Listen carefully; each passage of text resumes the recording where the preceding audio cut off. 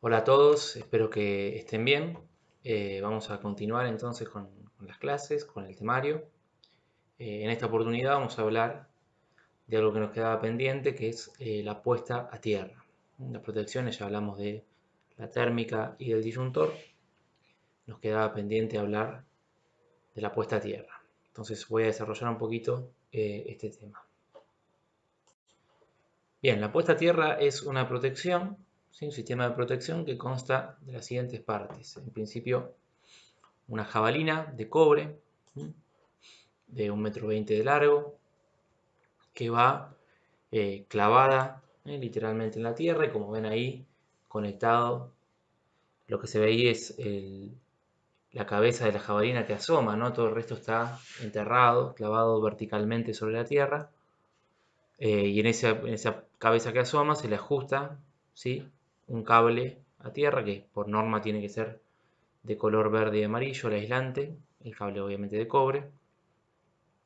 Y ese cable se va a conectar en toda la instalación a a los chasis de los artefactos, es decir, las chapas, las carcasas de los artefactos. Principalmente mediante los tomacorrientes, ¿sí? La pata del medio, si quieren, del tomacorriente, el pin del medio, de abajo, corresponde al cable a tierra. Es decir, en la ficha hembra que está en la pared donde nosotros conectamos el artefacto, ese terminal, ese pin, el del medio, está conectado a la jabalina.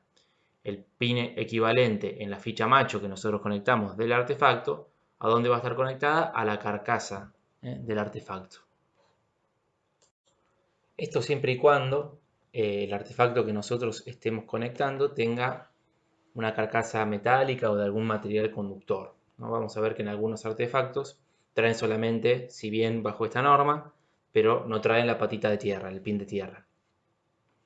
Eso se denomina doble aislación, ese sistema, ¿sí? Es decir, artefactos que además de la aislación del cable, el chasis es aislante, entonces no hay posibilidad de generar inducción sobre el chasis del artefacto, es decir, no puede generar fugas. Recuerdo, la puesta a tierra es una protección de fuga. También corresponde conectarlo a la carcasa de artefactos de iluminación, por ejemplo, si son también metálicos, a gabinetes de los tableros, etc. Bueno, cañería, cualquier cosa que esté cercana a la corriente y que pueda ser conductor de una fuga, tiene que estar conectado a la jabalina, es decir, a la puesta a tierra. Bien, la idea es la siguiente. Repasamos un poquito las cuestiones de la fuga, ¿no? Si hay una fuga en un artefacto, supongamos una heladera, ¿qué sucede? La heladera tiene un compresor, un motor, que tiene unas bobinas que están aisladas con un barniz. Ese barniz, eventualmente, si el motor se sobrecalienta, se puede desgastar, se puede correr, y entonces el filamento de cobre queda desnudo, y por ahí toca el chasis del motor. El chasis del motor a la vez está en contacto con el chasis de la heladera, con la carcasa, con la chapa. Entonces, ese conductor me está pasando fase, si quieren, el potencial de fase a toda la chapa de la heladera. ¿Qué pasa? La fase, por definición, tiene tensión, tiene diferencia de potencial con el neutro, y el neutro tiene el mismo potencial que la Tierra, así que la fase tiene diferencia de potencial con la Tierra, tiene tensión con la Tierra de 220 voltios. ¿Sí? Al conectar yo la fase a la chapa, lo que voy a tener es tensión entre la chapa y la tierra. Tierra que está tocando el edificio, que está tocando mi casa, es decir, que en el suelo yo tengo ese mismo potencial de tierra, es decir, tengo tensión entre la chapa del artefacto y el suelo. Entonces, si yo voy descalzo, siendo el cuerpo un material conductor, y toco la ladera y toco el suelo, voy a estar cerrando el circuito entre dos potenciales que son distintos. Entonces va a pasar corriente a través mío y me voy a electrocutar. Si yo tengo la instalación puesta a tierra, la ladera esta que está generando una fuga, tiene la chapa directamente conectado mediante una jabalina a la tierra.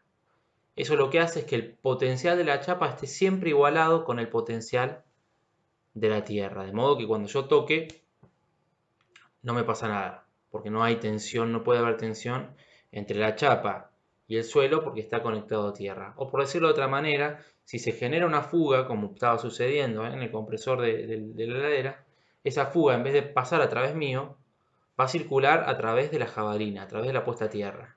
Entonces, ¿por qué? Porque es un recorrido totalmente de cobre, desde la tierra hasta la chapa, es decir, un recorrido que no genera resistencia, que no debilita el paso de la corriente, mientras que si yo toco la heladera, el cuerpo humano es conductor, pero no es tan buen conductor como el cobre, pero además yo estoy tocando el suelo, es decir, la corriente tiene que pasar además por las baldosas, por los ladrillos, por montones de materiales hasta llegar a la tierra, materiales que son conductores, pero que son pésimos conductores en comparación con el cobre. Entonces lo que yo le estoy ofreciendo es un recorrido a la fuga libre de resistencia y entonces la corriente va a ir por ahí y no a través mío. Esa sería la idea. Y acá un poquito este gráfico demuestra esto que yo estaba diciendo o ejemplifica, ¿no? Una mujer tocando un lavarropa, parece ser, ¿sí? A la izquierda tienen una lavarropa que tiene una fuga y que no tiene puesta a tierra, ¿no? Fíjense que el toma dice toma sin puesta a tierra. Y entonces el único recorrido que encuentra la fuga es a través de la mujer que está tocando el lavarropas. Mientras que en el caso de la derecha, esta persona también está tocando el lavarropas, pero como está conectado a tierra, esa fuga circula por el cable verde. Una cuestión que hay que aclarar porque acá, fíjense que en los dos casos marcan el cable rojo, que uno supone que es fase, con una flechita que va hacia el lavarropa y esa flechita continúa hacia la tierra o hacia la puesta a tierra, ¿no? Recuerden que la corriente alterna no circula de fase a neutro o de fase a tierra, sino que va y viene. Es decir, esta dinámica se da en los dos sentidos. Pero sí está bien, ¿sí? Que si no hay puesta a tierra, el único recorrido que tiene la corriente es a través de la persona que toca el artefacto. Si hay puesta a tierra, el recorrido más fácil que tiene la corriente es a través de la puesta a tierra y no a través de la persona. Y esa sería la idea. Está protegiendo en la medida en que está ofreciendo un recorrido a la fuga menos resistivo y por lo tanto más directo para la corriente. El problema de la puesta a tierra, uno, es que es de las tres protecciones, que son las tres obligatorias, la menos frecuente. Es decir, si ustedes se fijan en sus casas, depende también la antigüedad que tenga la construcción y demás, pero lo más probable es que no tengan puesta a tierra. No sé si se fijaron las otras protecciones.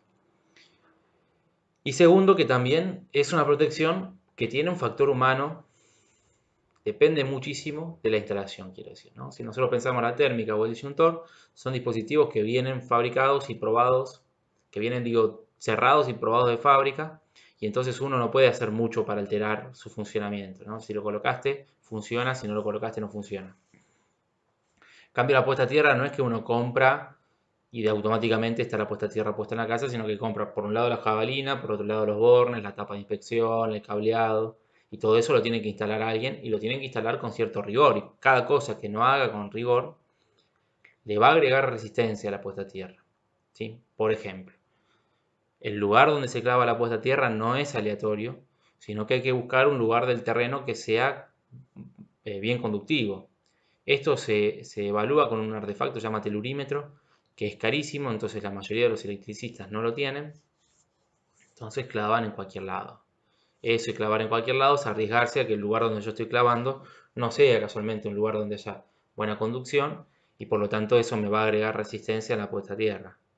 Después, la unión del cable a la puesta a tierra también tiene que hacerse de manera custodiada, ¿no? De manera segura, si se puede estañar y demás, porque también si el empalme es malo, el contacto es malo, también eso va a agregar resistencia. Y lo mismo todas las derivaciones que nosotros hagamos en la instalación, si las derivaciones están mal hechas, si hay aire entre los conductores en las uniones, eso va a agregar resistencia. Y casualmente la puesta a tierra, el funcionamiento, la eficacia de la puesta a tierra depende de que el valor de resistencia sea mínimo. Entonces le decía, si hay muchos errores en la instalación de la puesta a tierra, eso va a hacer que el valor de resistencia vaya paulatinamente subiendo. Y en la medida que está subiendo, es menos eficiente la puesta a tierra. Lo cual va a generar que quizás ya no pasa toda la corriente por la puesta a tierra, sino que empieza a dividir corriente con el usuario. Es decir, lo que es seguro que sea puesta a tierra, parte de la corriente se la va a llevar la puesta a tierra, pero si está mal hecha, probablemente algo de corriente circule también a través de la persona que toca el artefacto. Por eso no es 100% eficaz. El otro problema que tiene es que no da aviso, ¿no? A diferencia de los interruptores, como la térmica y el disyuntor, que saltan y uno se entera que hay un problema porque se cortó la corriente. La puesta a tierra no te avisa, uno puede no enterarse nunca que tiene una fuga con la puesta a tierra. Puede vivir, usar la instalación de manera segura, pero con la fuga, y por ejemplo, ahí también podríamos estar haciendo circular más corriente, gastando más corriente a propósito de esa fuga. Por otro lado, el otro problema es que protege de lo mismo que protege el disyuntor. Entonces ustedes podrían preguntarse por qué son obligatorias las dos cosas.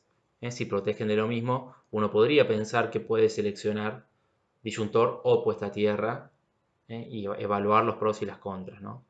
Bueno, vamos a pensar un poquito cuáles serían los pros y las contras en caso de que se pudiera elegir o que lo que correspondiera fuera elegir una de las dos cosas. El disyuntor, primero, viene determinado de fábrica, como le decía, entonces no se puede alterar el funcionamiento, tiene además un botón de prueba para uno asegurarse que esté funcionando bien. Avisa cuando hay una fuga, es decir, salta el disyuntor y entonces uno se entera que hay una fuga y puede buscarla y solucionarla, etc. ¿Qué problema tiene el disyuntor? Que necesita que la fuga se concrete para actuar, ¿no?